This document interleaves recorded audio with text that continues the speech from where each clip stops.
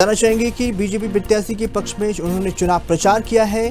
PM ने कांग्रेस पर जमकर निशाना साधा है। बताना चाहेंगे कि पीएम मोदी ने संबोधन दिया है। उन्होंने कहा है कि कांग्रेस की नजर आपकी कमाई पर है। कांग्रेस आपके आरक्षण को लूटना चाहती है। कांग्रेस आपकी संपत्ति मुसलमानों को देना चाहती है। बड़ी खबर लोकसभा चुनाव के बीच ही धार से इस वक्त की बड़ी खबर, जहां पर धार में पीएम नरेंद्र मोदी की हुंकार देखने को मिली है। बता दें कि बीजेपी प्रत्याशी के पक्ष में उन्होंने चुनाव प्रचार किया है। इसके साथ ही नरेंद्र मोदी ने कांग्रेस पर जमकर निशाना साधा है।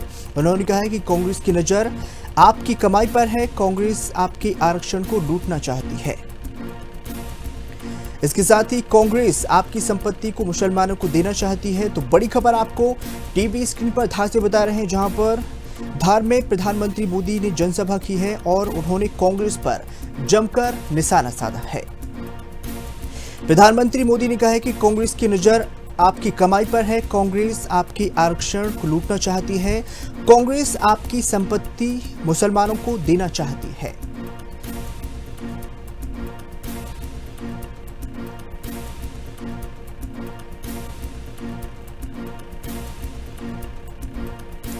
तो आपको बताना चाहेंगे कि पर जो है एमपी के धार में प्रधानमंत्री मोदी ने जनसभा की है और लगातार ही वो है कांग्रेस पर हमलावर हो गए हैं और उन्होंने कहा कि कांग्रेस की नज़र आपकी कमाई पर है। इसके साथ ही उन्होंने आरक्षण को लूटना चाहती है। उन्होंने कहा कि कांग्रेस आपकी संपत्ति मुसलमानों को देना चाहती है। तो इस खबर पर जल्द जानकारी के लिए हमारे संवाददाता नरेंद्र पवार हमारे साथ जुड़ चुके हैं। नरेंद्र जी, आपसे जानना चाहेंगे कि प्रधानमंत्री मोदी ने धार में संबोधन किया है और उन्होंने विपक्ष पर करारा प्रहार किया है।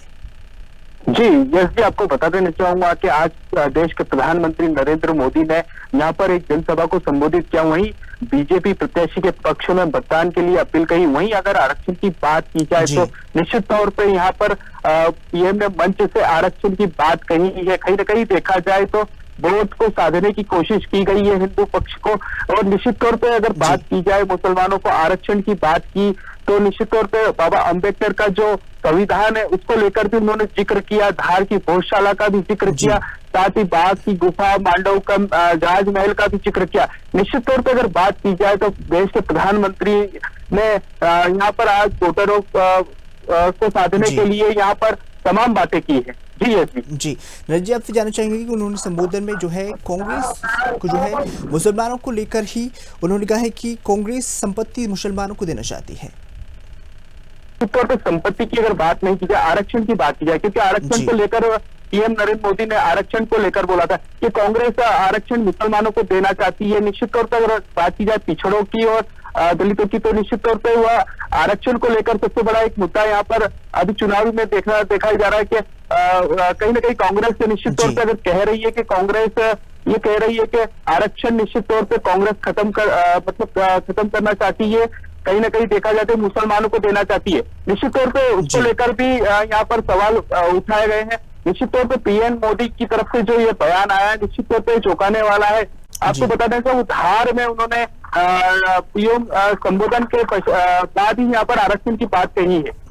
जी नरेंद्र जी, आपसे जानना चाहेंगे कि जो है प्रधानमंत्री मोदी जनसभा में कितनी भीड़ वहां पर देखने को मिली है, किस तरह का उत्साह पीएम को लेकर देखने को मिला है जनता में? सभा को लेकर निश्चित तौर पर काफी भीड़ देखने को मिली थी, क्योंकि अगर बात की जाए झाबुआ, धार और इंदौर, कहीं ना कहीं अगर देखा जाए तो धार लोकसभा सीट जो है, धार महू लोकसभा सीट है। निश्चित तौर पे अगर बात की जाए तो क्योंकि 7 से 8 विधानसभा इस महू लोकसभा सीट में लगती है। जी नरेंद्र जी, जो है सुरक्षा को लेकर वहां पर क्योंकि बहुत सारी भीड़ देखने को मिली हुई, सुरक्षा को लेकर क्या कुछ वहां पर प्रशासन ने इंतजाम किए थे? फिर पहले से ही मोर्चा संभाल लिया था, पूरे धार को सील कर दिया गया था। निश्चित तौर पर अगर बात की जाए तो सुरक्षा व्यवस्था की तो पुलिस प्रशासन की तमाम तरों पर यहाँ पर हेलीपैड से लगाकर तमाम सभा स्थल तक पुलिस बल लगाया गया था। निश्चित तौर पर अगर बात की जाए तो पीएम की सुरक्षा को लेकर कड़े इंतजाम थे।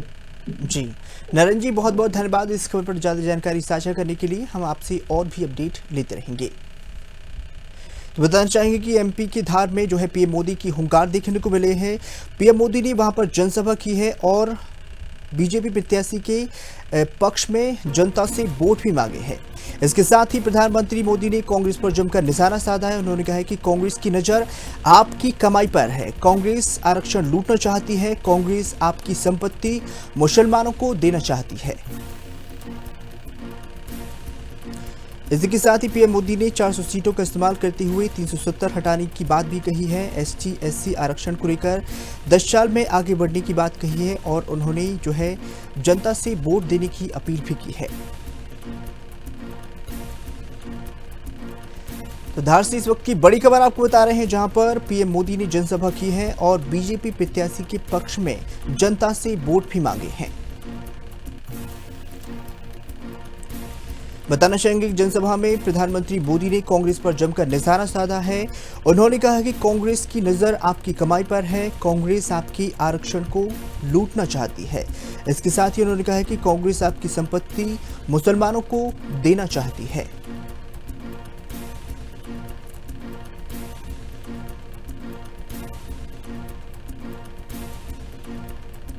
तो टीवी स्क्रीन पर इस वक्त की बड़ी खबर आपको धार से बता रहे हैं, जहां पर एमपी की धार में प्रधानमंत्री मोदी ने जनसभा की है, जिसमें भारी जनसैलाब देखने को मिला है। बता दें कि बीजेपी प्रत्याशी के पक्ष में उन्होंने चुनाव प्रचार किया है और जनता से वोट देने की अपील भी की है। इसके साथ ही उन्होंने कांग्रेस पर जमकर निशाना साधा है। प्रधानमंत्री मोदी ने अपने संबोधन में कहा है कि कांग्रेस की नज़र आपकी कमाई पर है, आपके आरक्षण को कांग्रेस लूटना चाहती है। इसके साथ ही कांग्रेस आपकी संपत्ति मुसलमानों को देना चाहती है।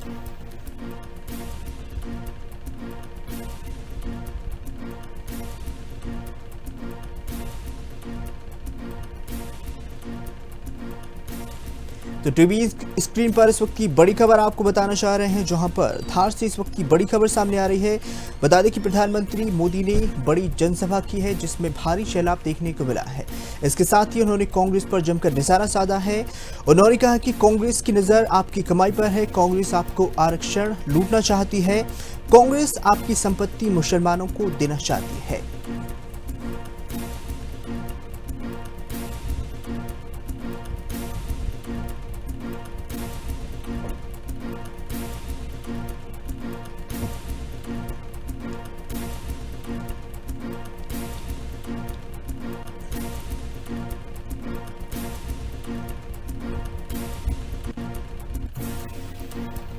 ग्वालियर से इस वक्त की बड़ी खबर आपको बता रहे हैं। बताना चाहेंगे कि ज्योतिरादित्य सिंधिया ने वोट दिया है, अपने मत का उपयोग किया है।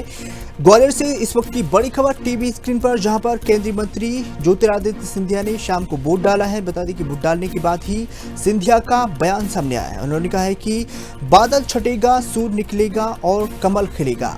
तो टीवी स्क्रीन पर इस वक्त की बड़ी खबर है, जहां पर ग्वालियर से केंद्रीय मंत्री ज्योतिरादित्य सिंधिया ने शाम को वोट डाला है। वोट डालने के बाद ही उनका बड़ा बयान सामने आया है।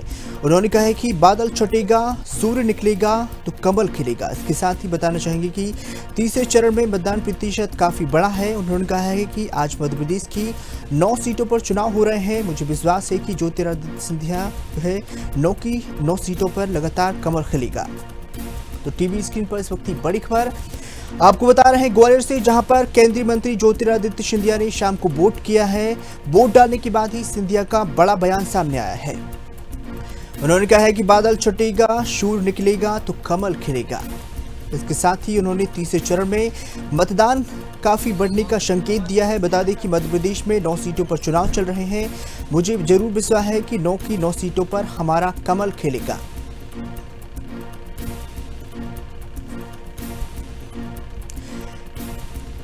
चलिए सुनवाते हैं ज्योतिरादित्य सिंधिया ने क्या कुछ कहा है।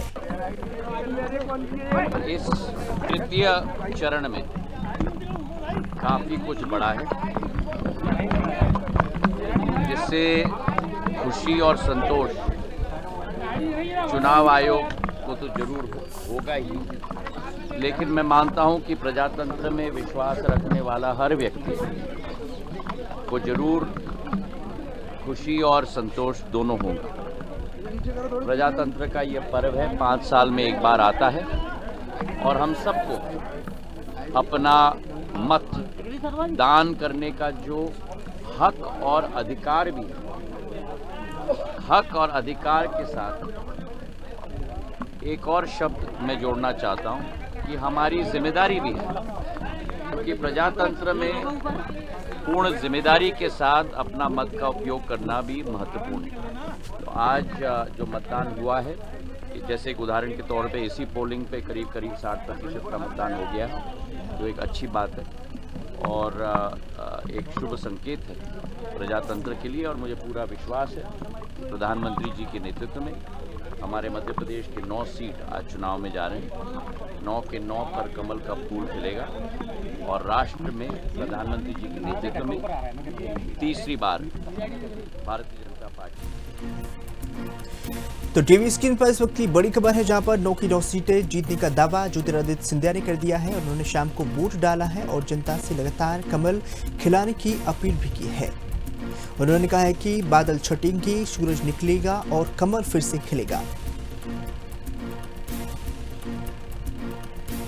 तो टीवी स्क्रीन पर इस वक्त की बड़ी खबर आपको बता रहे हैं ग्वालियर से, जहां पर ज्योतिरादित्य सिंधिया ने शाम को वोट डाला है। बता दें कि उन्होंने कहा है कि बादल छटेंगे।